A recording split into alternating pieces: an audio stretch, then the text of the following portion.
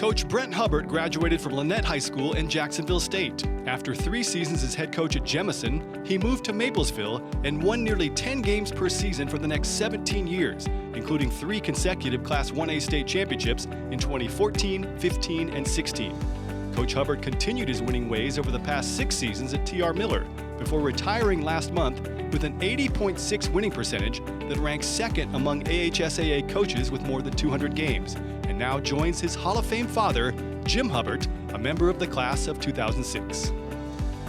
I don't know that I was born with a football, may have been a whistle or, I don't know, a ball, some type of ball, I'm sure. You know, my dad's Jim Hubbert. I got to play for him, but as the years went through, you know, you had the key to the gym. When you're in middle school, you had access to all the balls to go on the field if you wanted to kick.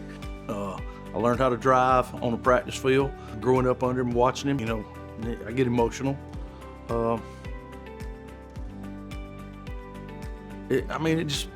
Watching him, I cried with him when he didn't win. Celebrated when he won.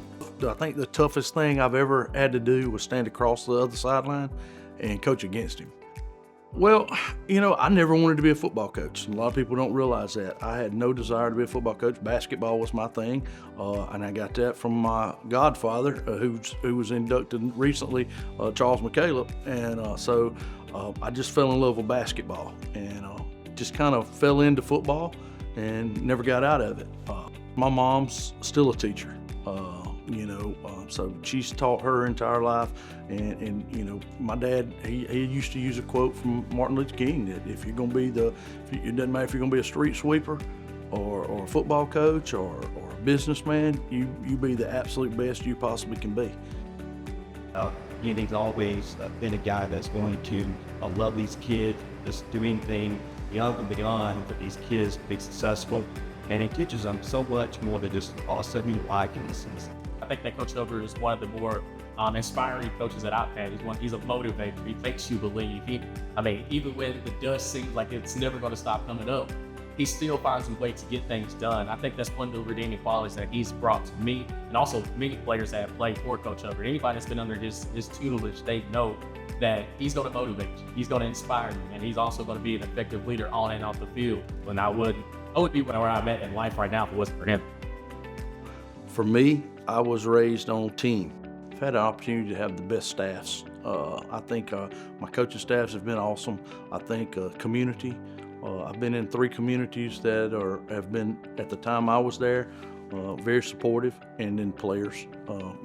Just players willing to pay a price and do what you ask them to do. It's just like in the profession, you try to win the day, and my wife is a champion.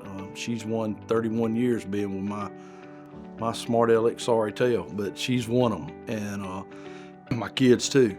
I think one of the biggest rewards is the fact that all the way back to my assistant coaching right out of college days at Smith Station, I still have a relationship with young men. That I'm really big on the relationships with other coaches. I'm really big on the relationship with my players. Those things are the most special to me. You know, my dad, I think it was 2006 induction. First of all, it's a shock. I don't think you get into this profession and that's your goal. But knowing that my father's in it, my godfather's in it, and knowing some of the guys that are inducted in here and have grown up watching those guys lead and coach, it's kind of it's humbling, I guess, and makes you proud. I can retire today and I can say I was fortunate enough to be at 2 of the best programs in the state of Alabama.